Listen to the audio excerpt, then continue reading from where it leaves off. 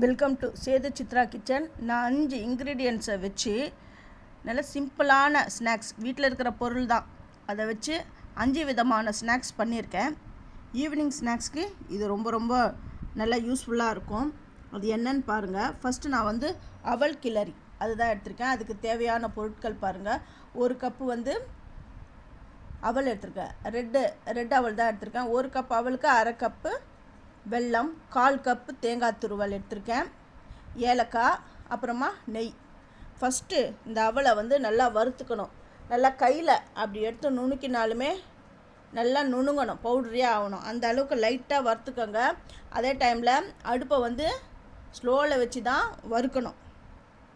இது எல்லாம் நல்லா வறுபட்டுடுது. வறுபட்ட உடனே இதை ஒரு கிண்ணத்தில் மாற்றி வச்சிடுறேன்.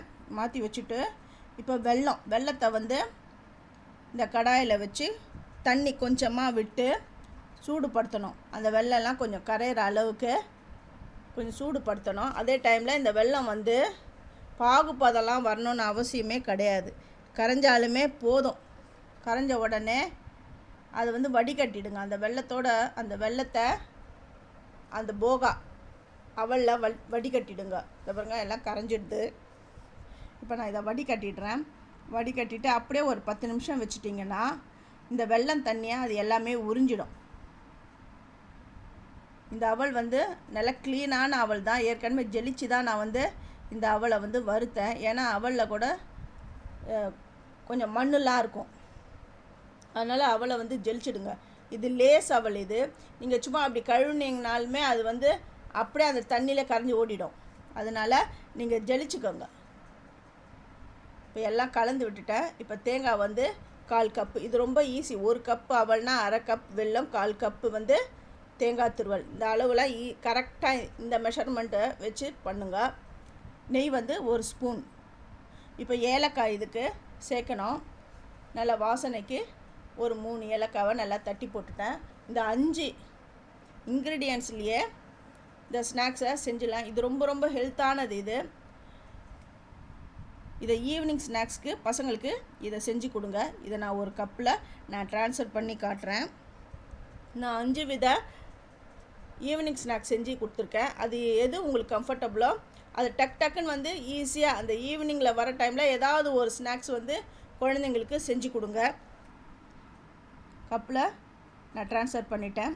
சூப்பரான அவல் கிளறி ரெடி ஆகிடுது. அடுத்தது இன்ஸ்டண்ட் கோதுமை அப்பம் செய்ய போகிறேன், இல்லைன்னா பணியாரம்.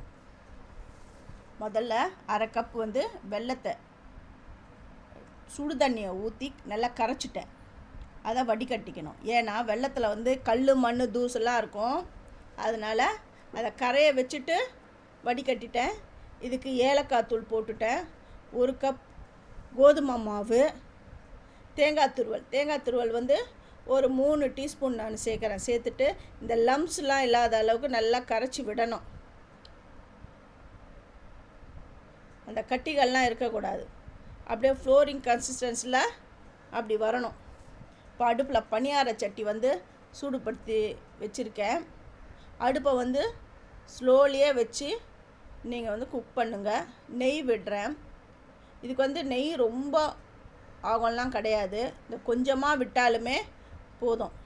இந்த ஆப்பம் ரொம்ப டேஸ்ட்டாக நல்லாயிருக்கும். இந்த அடுப்பு மேலே இருக்கிறது விநாயகரை பிடிச்சி வச்சுருக்கேன். எந்த ஒரு பக்ஷணம் பண்ணாலுமே ஃபஸ்ட்டு விநாயகரை பிடிச்சி வைங்க. அந்த பழக்கத்தை கொண்டுன்னு ஃபஸ்ட்டு என்னுடைய வீடியோவை பார்க்குறவங்க சப்ஸ்கிரைப் பண்ணலைன்னா சப்ஸ்கிரைப் பண்ணுங்கள். ஆல் என்ற ஆப்ஷனை தொடுங்க. அப்போ தான் நான் போகிற ஒரு வீடியோவுடைய நோட்டிஃபிகேஷனும் உங்களுக்கு காட்டும். உங்களுக்கு பிடிச்சிருந்தா உங்கள் ஃப்ரெண்ட்ஸுக்கும் நீங்கள் ஷேர் பண்ணுங்கள். இந்த 5 இன்க்ரீடியன்ட்ஸை வச்சு பண்ணுறது இது ரொம்ப ஹெல்த்தானதும் கூட. இது நல்ல ஹெல்த்தியான ஸ்நாக்ஸ் தான் நான் செஞ்சு உங்களுக்கு காட்டுறேன். ஒரு பக்கம் வெந்துடுது, இன்னொரு பக்கம் நான் திருப்பி போடுறேன். மைதாவில் நான் ஆட் பண்ணலை. இது கோதுமை மாவு தான். இது நெய்யில் தான் பண்ணுறேன். சர்க்கரை நான் சேர்க்கலை. இது வெல்லம் தான். அந்த வெல்லத்தையும் நான் கரைச்சி நல்லா வடிகட்டிட்டேன். 5 நிமிஷத்துலேயே சட்டுன்னு செஞ்சிடலாம்.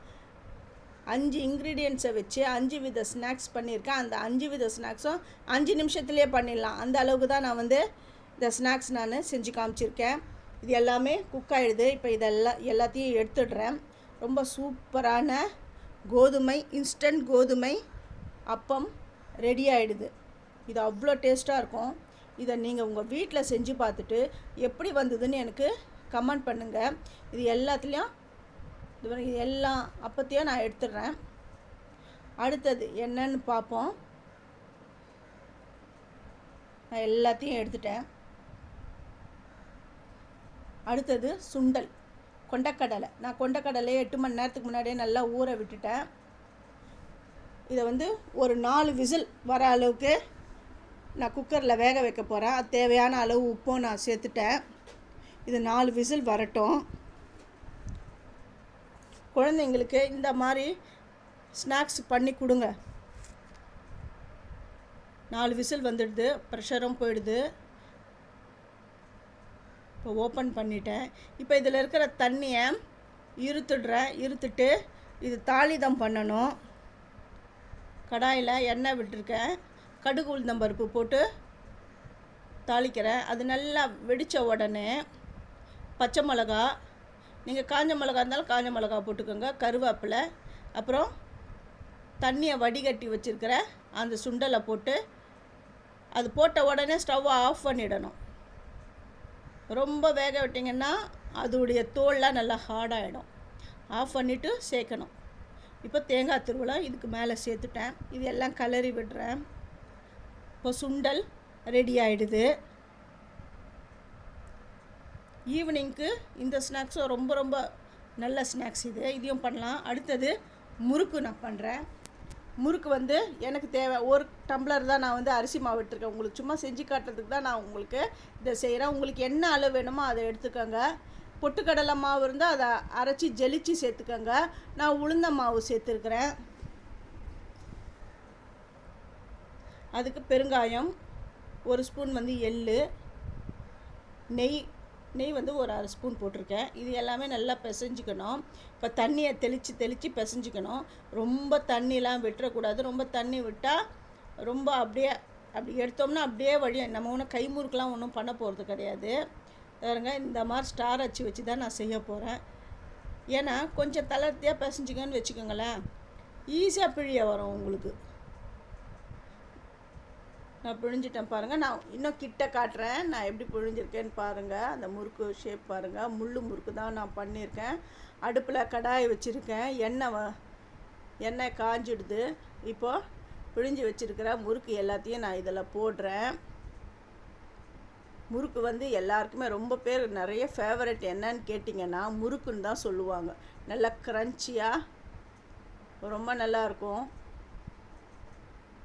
வேணுன்றவங்க மிளகுத்தூள், உங்களுக்கு என்ன இஷ்டமோ அதெல்லாம் சேர்க்கலாம். எல்லாமே பபிள்ஸ் அடங்கிடுது. நான் இதை எடுத்துகிட்டு அடுத்த பேட்ச்லாம் போட்டு நல்லா பொரித்து நான் உங்களுக்கு காட்டுறேன். சூப்பரான முறுக்கு ரெடி ஆகிடுது. இந்த ஸ்நாக்கும் ரொம்ப ரொம்ப நல்ல ஸ்நாக்ஸ் தான். இதுவும் குழந்தைங்களுக்கு ரொம்ப ரொம்ப பிடிச்ச ஸ்நாக்ஸ் இது. அடுத்தது நெய் கடலை பண்ண போகிறேன். அதுக்கு 1 ஸ்பூன் நெய் விட்டுருக்கேன். இதுக்கு பெருங்காயத்தூள், கடுகுலாம் போடக்கூடாது. நெய் கடலை நெய்லேயே அதுக்கும் நெய் ரொம்ப விடக்கூடாது. 1 ஸ்பூன் அந்த நெய் கோட்டானாலுமே போதும் அந்த வேர்க்கடலையில். இப்போ வேர்க்கடலையை தோல் உரித்த அந்த வேர்க்கடலை தான் இது. இதை நல்லா இந்த நெய்யோடு கோட் ஆகட்டும். அடுப்பை மீடியமில் தான் வச்சு நான் செய்கிறேன். இந்த நெய்யோடு கலந்து நல்லா கிறிஸ்பாக வரணும். இப்போ உப்பு கொஞ்சம் சேர்க்குறேன். இந்த கடலையில் உப்பு இல்லாத கடலை தான் இது. இது நல்லா நெய்யோடு கோட்டாகி வந்துடுது. இப்போ மிளகுத்தூள் ஒரு ஸ்பூன் நான் சேர்த்துட்டு ஒரு பரட்டிட்டு ஸ்டவ்வை ஆஃப் பண்ணிடுறேன். இப்போ 5 விதமான ஸ்நாக்ஸ் ரெடி ஆகிடுது. இதை நீங்களும் உங்கள் வீட்டில் செஞ்சு பார்த்துட்டு எப்படி இருந்ததுன்னு கமெண்ட் பண்ணுங்கள். தேங்க்யூ.